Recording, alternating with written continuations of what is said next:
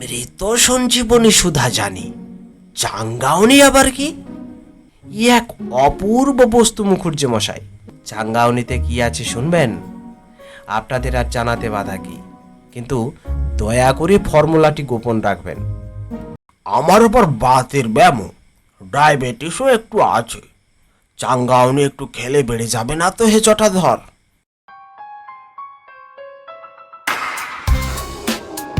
নমস্কার, গল্প সিন্ধু চ্যানেলে সকলকে স্বাগত।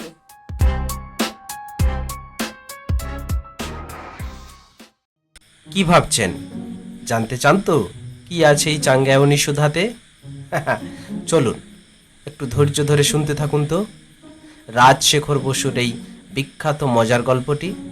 আর গল্প শুনে ভালো লাগলে অবশ্যই গল্প সিন্ধু চ্যানেলটি সাবস্ক্রাইব করবেন, লাইক করবেন এবং শেয়ার করবেন।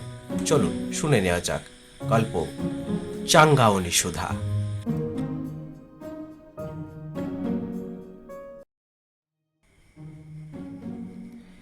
ক্যালকাটা টি কেবিনের নাম নিশ্চয়ই আপনাদের জানা আছে। নূতন দিল্লির গোল মার্কেটের পিছনের গলিতে কালীবাবুর সেই বিখ্যাত চায়ের দোকান। বিজয়া দশমী, সন্ধ্যা 7টা। পেনশনভোগী বৃদ্ধ রামতরণ মুখুজ্জে, স্কুল মাস্টার কপিল গুপ্ত, ব্যাংকের কেরানি বীরেশ্বর সিংহি, কাগজের রিপোর্টার অতুল হালদার প্রভৃতি নিয়মিত আড্ডাধারীরা সকলেই সমবেত হয়েছেন। বিজয়া নমস্কার আর আলিঙ্গন যথারীতি সম্পন্ন হয়েছে। এখন জলযোগ চলছে। কালীবাবু আজ বিশেষ ব্যবস্থা করেছেন। চায়ের সঙ্গে চিড়ে ভাজা, ফুলুরি, নিমকি আর গজা। অতুল হালদার বললেন, আজকের ব্যবস্থা তো কালীবাবু ভালোই করেছেন, কিন্তু একটি যে ত্রুটি রয়ে গেছে। কিঞ্চিত সিদ্ধির শরবত থাকলেই বিজয়ার অনুষ্ঠানটি সর্বাঙ্গ সুন্দর হতো। রামতরণ মুখুজ্জে বললেন, তোমাদের যত সব বেয়ারা আবদার। চায়ের দোকানে সিদ্ধির শরবত কি রকম? সিদ্ধি হলো একটি পবিত্র বস্তু, যার শাস্ত্রীয় নাম ভঙ্গা বা বিজয়া। কালীবাবুর এই দোকান তো 5 ভূতের হাট। এখানে সিদ্ধি চলবে না। দেবীর বিসর্জনের পর মঙ্গল ঘট আর গুরুজনদের প্রণাম করে শুদ্ধ চিত্তে সিদ্ধি খেতে হয়। আমি তো বাড়িতেই একটু খেয়ে নিয়ম রক্ষা করে তবে এখানে এসেছি। একজন সাধু বাবা টি কেবিনে প্রবেশ করলেন। 6 ফুট লম্বা, মজবুত গড়ন, কাঁধ পর্যন্ত ঝোলা চুল, মোটা গোঁফ, কোদালের মতন কাঁচা পাকা দাড়ি, কপালে ভস্যের ত্রিপুণ্ডক, গলায় রুদ্রাক্ষের মালা, মাথায় কান ঢাকা গেরুয়া টুপি, গায়ে গেরুয়া আলখাল্লা, পায়ে গেরুয়া ক্যাম্বিসের জুতো, হাতে একটি অ্যালুমিনিয়ামের প্রকাণ্ড কমণ্ডুল বা হাতলযুক্ত বদনা। আগন্তুক ঘরে এসেই বাজখাই গলায় বললেন, নমস্তে মশাইরা, খবর সব ভালো তো? কপিল গুপ্ত বললেন, আরে বক্সি মশাই যে, আসতে আজ্ঞা হোক। 2 বছর দেখা নেই, এতদিন ছিলেন কোথায়? ভুল ফিরিয়েছেন দেখছি। সাধু মহারাজ হলেন কবে থেকে? হ্যাঁ, বাহ বাহ বাহ, দাড়িটিতে দিব্যি পার্মানেন্ট ওয়েভ করিয়েছেন। হ্যাঁ, কত খরচ পড়লো? রামতরণ মুখুজ্জে বললেন, শোনো হে জটাধর বক্সি, দুবার ঠকিয়ে গেছো। এবার আর তোমার নিস্তার নেই, পুলিশে দেব।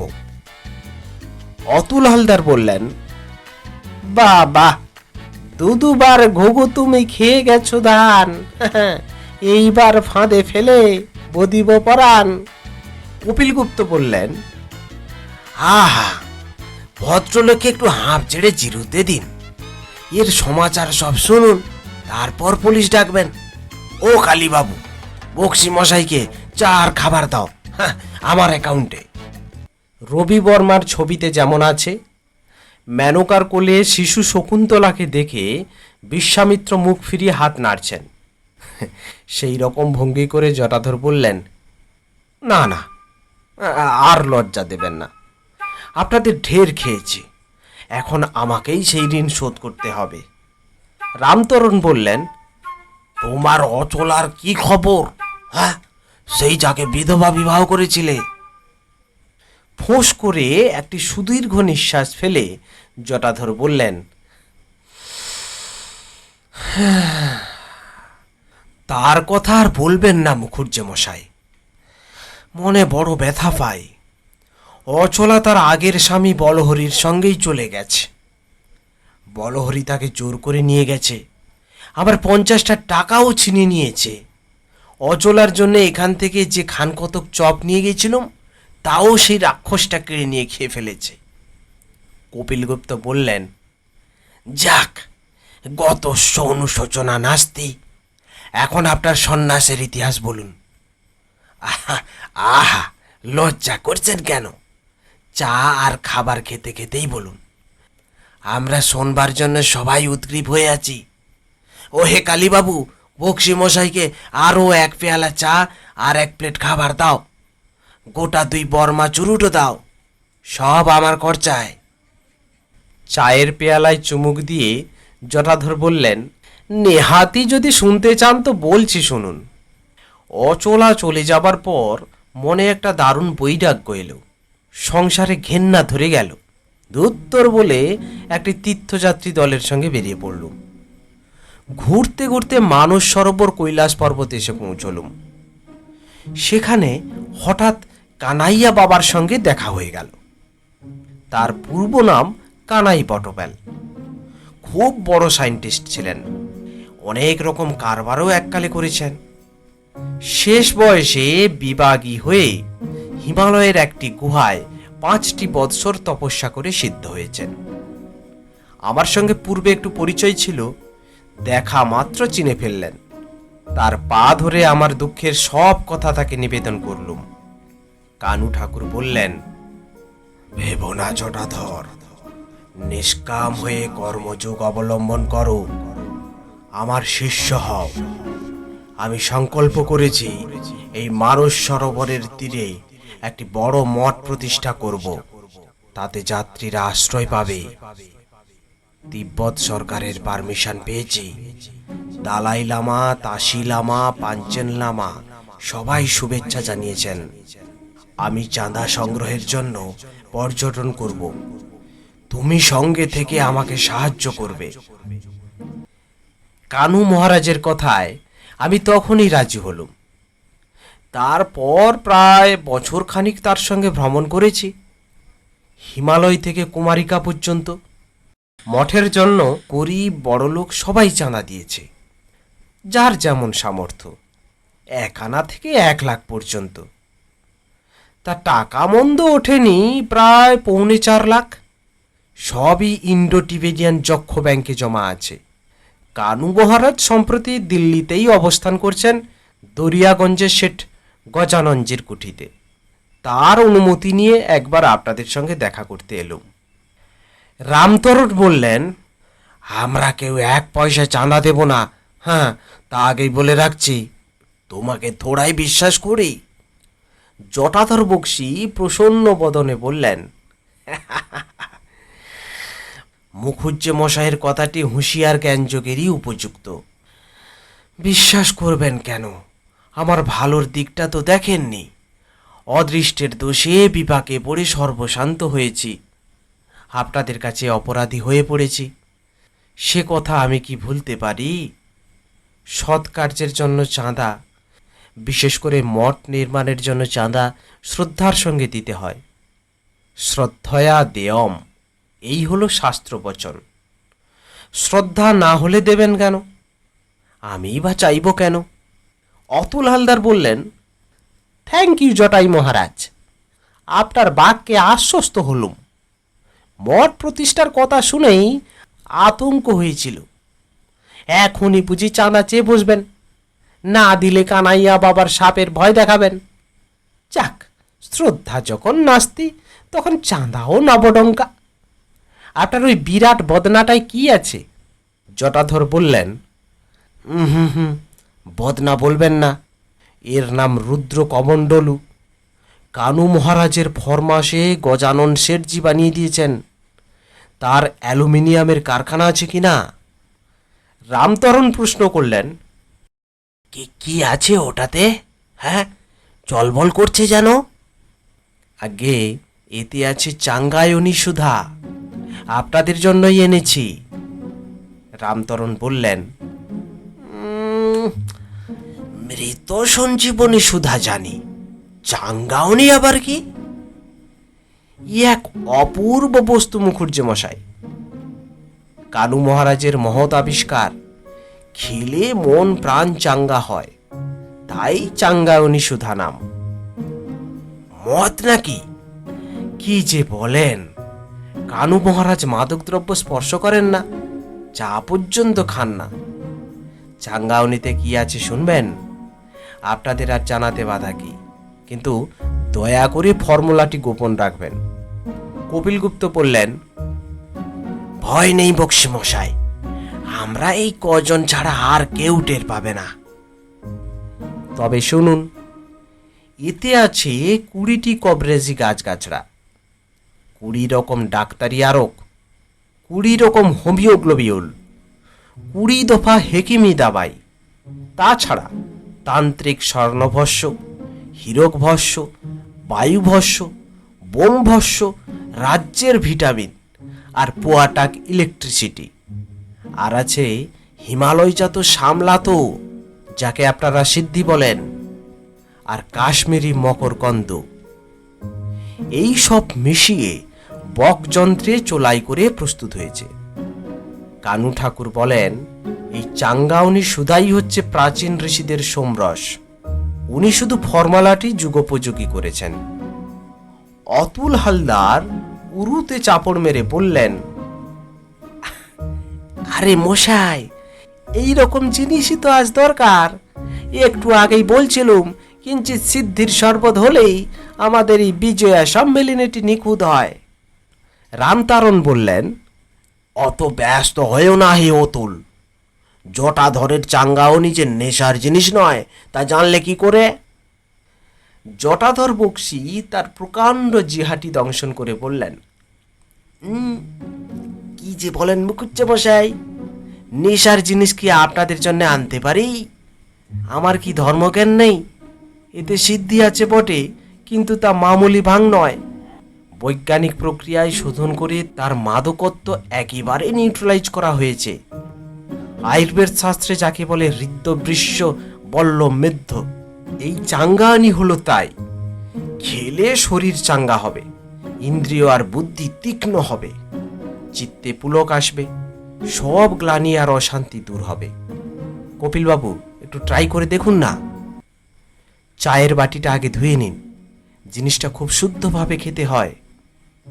কপিলগুপ্ত তার চায়ের বাটি ধুয়ে এগিয়ে ধরে বললেন, খুব একটুখানি দেবেন কিন্তু। এই সিকিটি দয়া করে গ্রহণ করুন, আপনার কানাইয়া মঠের জন্য যৎ কিঞ্চিত সাহায্য। সিকিটি নিয়ে জটাধর তার 10 সেরি রুদ্র কমণ্ডলুর ঢাকনি খুললেন।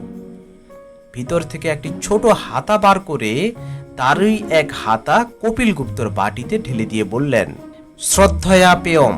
অতুল হালদার বললেন, আমাকেও একটু দাও হে জটাধর মহারাজ। এই নাও 2 দোয়ানি। বীরেশ্বর সিংহ 4 আনা দক্ষিণা দিয়ে 1 হাতা নিলেন। চেখে বললেন, চমৎকার বানিয়েছেন জটাধরজি, অনেকটা কোকা কোলার মতন। অতুল হালদার বললেন, দূর মুখ্য, কিসের সঙ্গে কিসের তুলনা। সেদিন হাঙ্গেরিয়ান এম্বাসির পার্টিতে মিল্ক পঞ্চ খেয়েছিল, তার আগে ফ্রেঞ্চ কনসেলের ডিনারে শ্যাম্পেনও খেয়েছি, কিন্তু এই চাঙ্গায়নী সুধার কাছে সেসব লাগে না। ওফ, কি চিজি বানিয়েছে জটাই বাবা! মিষ্টি, টক, নোনতা, ঝাল, ঈষৎ তেতো, ঈষৎ কষা, সব রসই আছে, কিন্তু প্রত্যেকটি একেবারে লাগসই। ঝাঁঝও বেশ, বোধহয় ইলেকট্রিসিটির জন্যে। পেটে গিয়ে চিনচিন করে শখ দিচ্ছে। দাও হে আর 1 হাতা। রামতরণ মুখুজ্জে বললেন, আমার আবার বাতের ব্যায়াম, ডায়াবেটিসও একটু আছে। চাঙ্গাউনি একটু খেলে বেড়ে যাবে না তো হে জটাধর? জটাধর বললেন, বাড়বে কি মশাই, একেবারে নির্মূল হবে। শরীরের সমস্ত ব্যাধি, মনের সমস্ত গ্লানি, হৃদয়ের যাবতীয় জ্বালা ভিমালুম ভ্যানিশ করবে। মুখ হাঁ করুন তো, এক হাতা ঢেলে দিচ্ছি, ভক্তি ভরে সেবন করুন। শ্রদ্ধয়া পেয়ং শ্রদ্ধয়া দেয়ম। না, তুমি দেখছি বিজয় না ছুড়বান যা, কিছু আদায় না করে ছাড়বে না। না, পুরোপুরি একটা টাকাই না। বৃদ্ধ রামতরণ মুখুজ্জের সদৃষ্টান্তে সকলেই উৎসাহিত হয়ে চাঙ্গাওনি সেবন করলেন।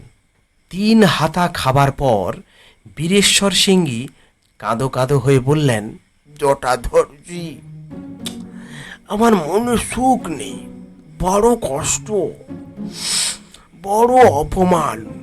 বউটা হরদম বলে বোকারাম, হাদারাম, ভেবা গঙ্গারাম। জটাধর বললেন, আর একটু চাঙ্গানি খান বীরেশ্বর বাবু, সব দুঃখ ঘুচে যাবে। আপনি হলেন বীরপুঙ্গব পুরুষ সিংহ, কার সাধ্য আপনায় অপমান করে? বোকারাম বললেই হলো, দেখবেন আজ থেকে আর বলবে না, সবাই আপনাকে ভয় করবে। রামতরণ বললেন, ও হে জটাই পক্ষে, তোমার চাঙ্গানি সত্যি খাসা জিনিস। এই নাও 2 টাকা, একটু বেশি করে দাও তো।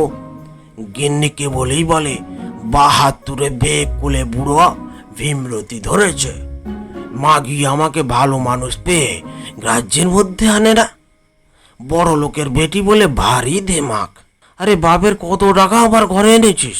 হ্যাঁ, আজ বাড়ি গিয়ে দেখে নেব, বেশ একটু তেজ পাচ্ছি বলে মনে হচ্ছে। হ্যাঁ, জটাধর বললেন, এই চাঙ্গাউনিতে সৌরতেজ, রুদ্রতেজ, ব্রহ্মতেজ সব আছে মুখুজ্জে মশাই। আপনি নিষ্ঠাবান ব্রাহ্মণ, ঋষিদের বংশধর।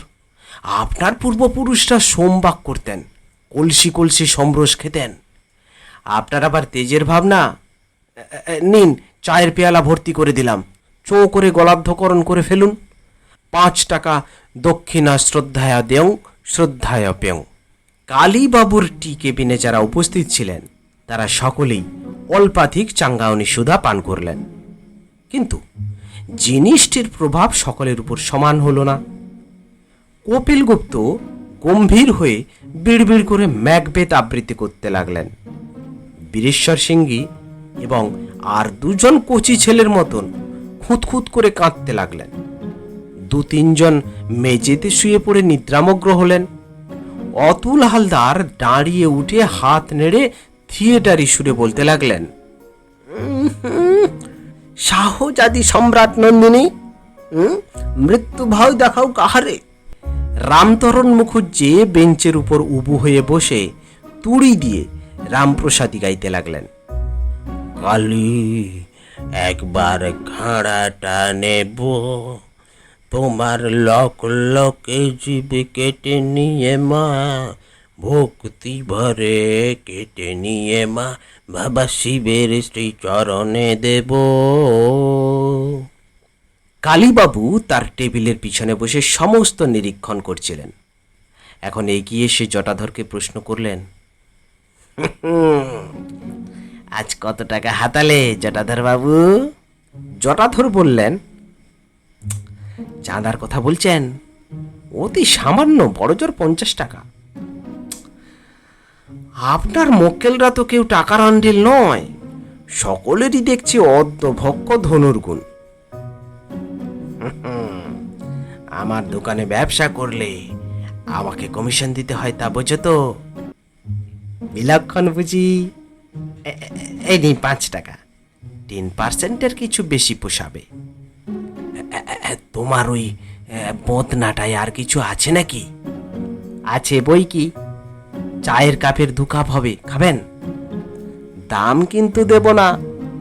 আপনার কাছে আবার দাম কি? এই নিন, সবটাই খেয়ে ফেলুন। কালীবাবু 2 পেয়ালা চাঙ্গানি পান করলেন। একটু পরেই তার চোখ ঢুলু ঢুলু হলো। জটাধর বললেন, টেবিলের ওপর শুয়ে পড়ে একটু বিশ্রাম করুন কালীবাবু, ভাববেন না 10 মিনিটের মধ্যেই আপনারা সবাই চাঙ্গা হয়ে উঠবেন। হ্যাঁ, ভালো কথা। আমার টাকা একটু কম পড়েছে, কিছু হাওয়ালত চাই। শৃঙ্গেরি মঠে যাওয়ার রাহা খরচ। টাকা 25 হলেই চলবে। আপনার ক্যাশ থেকে নিলুম, আপত্তি নেই তো?